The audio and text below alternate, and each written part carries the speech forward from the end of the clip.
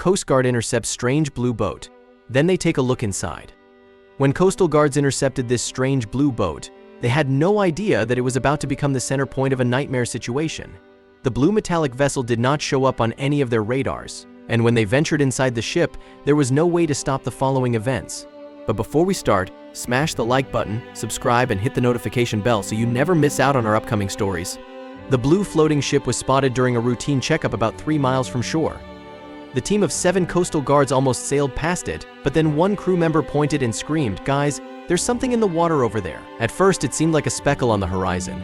However, as their own boat got closer, the team quickly noticed that the floating vessel was much bigger than initially thought. The boat had an appearance unlike anything they had ever encountered. It barely had any windows, except for a few small glass frames on top, but the strangest part was, the boat did not seem to appear on their ship's radar at all. The crew's captain checked the monitor again, but for some reason, it only detected their own vessel. The boat was a mystery, and its blue color, which almost blended perfectly with the sea's waves, added to this feeling. The crew needed to find out more, and the next logical step was to call out the person steering the mysterious boat. "Hello? This is the Coastal Guard. Would the person inside the blue vessel please step out and introduce himself?" But no matter how many times they pleaded, nobody seemed to answer. An atmosphere filled with tension was present, and it could only be resolved by taking a closer look. So without hesitation, the team tossed a rope with a hook in the end toward the blue boat so they could pull it in. That, however, did not exactly go according to plan either. At first glance, the boat was not that large, so with a full team of strong, pulling men, they should have been able to draw the boat near. But the mysterious thing would not budge an inch. Instead, it was their own boat that was pulled forward. "What is this thing?" the captain spoke nervously. "We're just seeing the tip of the iceberg," one of the crew members stated as their 2 ships finally touched. This crew member, however, would come to regret this statement because it resulted in the captain ordering him and a colleague to lead the investigation. Brendan, the coastal guard tasked with the search, was hesitant. But with his crew watching, he could not disappoint. Carefully, he placed his first few steps on top of the blue boat as he inched toward the small top windows. His crew member and mate John joined him, and together, they tried to peek inside. The tiny windows, however, did not provide much insight because the view through them appeared almost pitch black. There was only one thing they could do. "We need to open her up," Brendan explained to his friend. John agreed, and together they lifted the hatch on top of the vessel. With a loud creak, the top hatch of the boat folded open, revealing a ladder downward. They could not see the bottom, which increased their nerves tenfold. The 2 men stared at their captain, hoping for him to call them back, but the old sailor simply spurred them on. "Go ahead, we're right here." Brendan reached inside his back pocket, pulled out a flashlight, and used it to illuminate the ground beneath. After that, the 2 men ventured downward into the boat, a decision they would soon come to regret deeply. Once at the bottom, Brendan and John used the flashlight to look around. The ship's inside looked even more worn down than its outer exterior. It appeared to be only bare metal, except for the center console, which had seen better days. "There's no one here, so who piloted the boat?" John said, confused. Brendan shrugged and tried to communicate his findings with the outside crew. The connection coming from Brendan's walkie-talkie was jittery, and words were hard to understand. But then things got dire in a hurry. A creak was heard above the 2 men, and then suddenly, the top hatch closed on its own. The coastal boat's captain and the other crew saw this happening, and widespread panic occurred. They tried to ask Brendan and John if they were all right, but the communication signal was gone completely because of the closed hatch. The 2 investigating crew members were cut off from the main group. And that was just the start of their problem because immediately afterward, the boat started to vibrate tremendously. Brendan and John climbed the ladder and stared at their coastal boat in fear. But unfortunately, that would be the final glimpse they got because the blue boat had a mind of its own and was starting to submerge completely underneath the ocean's surface. Brendan, who was full of panic on the inside, still did his best to distress his colleague. "John, calm down. The boat isn't taking on water, so we are not sinking." That remark, however, did not calm John down. The 2 men quickly reached a state of panic, even Brendan, who tried to keep his cool for as long as he could. They slammed their fist against the metal hatch atop the ladder, but there was no budging it. This was futile, and just a few seconds later, the boat was completely submerged underwater. And then a realization hit inside Brendan's brain. This isn't just any boat, it is a submarine of sorts. John nodded and agreed with this thought, but that did not solve their dire situation. The 2 crew members desperately tried to communicate with the main boat, but the signal was completely dead. Brendan's thoughts went back to the moment they first discovered that strange blue vessel. It did not show up on the radar, it was camouflaged well with its blue color, and it blocked out all forms of communication. This boat was incredibly stealthy, but why so? What was its purpose? It wouldn't be long before the two fearful coastal guards would find out, because the submarine was moving to an unknown location, one with great consequences. But until that time, Brendan and John had nothing to do but wait. They used this time to search the submarine for possible clues. The first part of their investigation was the main console on the north side of the sub. It looked straight out of an 80s movie, with heavy-duty buttons on it and wires running out back. However, the machine didn't seem to control any part of the ship, but that's when John called out something. "Brandon, there's a door over here." Brendan turned around and gazed at his friend. John stood on the submarine's other side and was pointing at a heavy metal handle attached to a massive doorway. The two men joined forces and started pushing the handle downward, hoping their combined strength would be enough to open this doorway.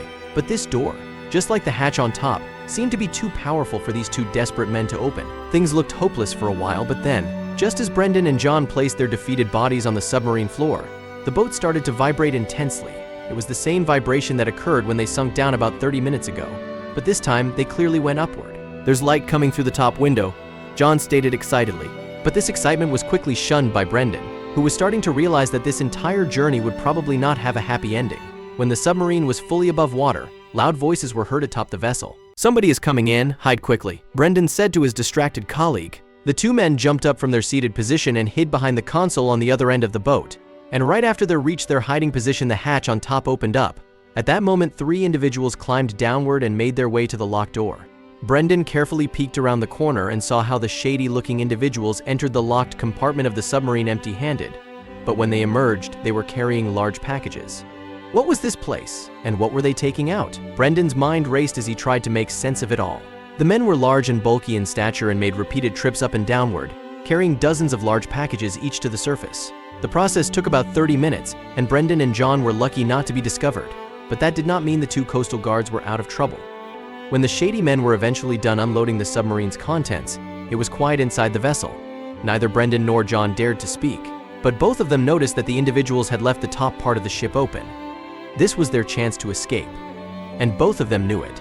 The two men knew what to do, so with Brendan leading the charge, they climbed up the ladder. Once at the top, the coastal workers reared their heads out of the boat and felt the cold ocean breeze on their faces. But that was not all, because the boat's location instantly shocked both men. They were in the middle of the ocean, with no land on the side. But around them were 4 massive floating pillars holding a massive oil rig platform on top. "Where the hell has this ship taken us?" John spoke nervously. Nobody appeared in sight, and staying inside the submarine was no option, so Brendan and John carefully climbed the long ladder that connected the submarine to the main platform above. And once they got there, a huge surprise awaited them. There was much activity on top of the oil platform. Workers were lifting boxes, and machines were transporting cargo from left to right. Brendan and John managed to stay hidden behind some large shipping containers, and together, they tried to plan out their next move. One thing was immediately clear: no oil drilling was being practiced here. But what was the purpose of this floating deck then? The two men carefully and secretively maneuvered about the place. A couple of times, they almost got caught. One time, John tripped over a loose wire, and just a moment later, 2 workers peered backward and nearly spotted them. But in the end, they managed to traverse the platform unseen. They hid behind a large crate and saw an older man. Brendan figured he was in his mid-60s. He was well-dressed compared to the others on the platform, and the 3 individuals from before placed the stack of large packages before the older man's feet. "He must be the leader," John whispered. They saw how the leader cracked open the foil covering one of the packages, and from it, he pulled a thick stack of money. When Brendan and John saw this, they knew that criminal activities were happening. Normally, they would work with the police when something like this was discovered, but in this case, Brendan and John were stranded and all alone. The only thing they could do now was observe. They watched how the leader lifted his hand and signaled for something in the back to be brought forward. An equally large package arrived from the back and was placed beside the money. A knife was shoved inside this package, and its contents stuck to the blade. The eyes of the 2 coastal guards grew twice in size, because this was a product they knew very well. As Coast Guards, they confiscated a lot of illegal substances, and this was definitely a form of powdered drugs. But the quantities they witnessed today were on a whole other level than the volume they were used to. Brendan's biggest bust consisted of roughly 4 kilograms. But just this one stack must have been at least 10 times as much, and there was probably much more in the back. And then everything became very clear. This was an illegal trafficking ring. Brendan figured that the money must have come from America, and the illegal drugs were probably produced in one of the countries in South America. They used the stealthy submarine to transport everything from one place to the other, and this oil rig platform was the perfect central point for it all to come together. It was far enough out at sea to be detected, and it had appeared to be just a normal oil rig from a distance. This also must be where the submarine is operated from, Brendan quietly said to his friend. Brendan got nervous and excited simultaneously. Their small drug arrests at the shore were probably remnants of this big operation, and by accident, the two of them had landed in the mother lode. They had to do something, but what? John checked the walkie-talkie in his back pocket and saw a signal again. The two coastal workers snuck away from the leader and the threatening scene. In a quiet corner at the far end of the platform, they tried to contact their crew again. John and Brendan turned the device's volume to low and explained their situation. The team was relieved to hear that Brendan and John were still alive. But when they heard where they were, shock was the main reaction. "Come over here now," with backup, Brendan insisted. He shared their coordinates and hung up so they could remain hidden.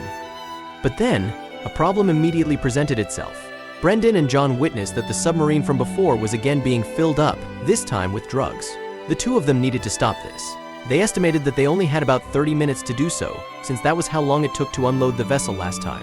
This thought turned out to be right because, after almost exactly 30 minutes, the submarine was ready to make a new run.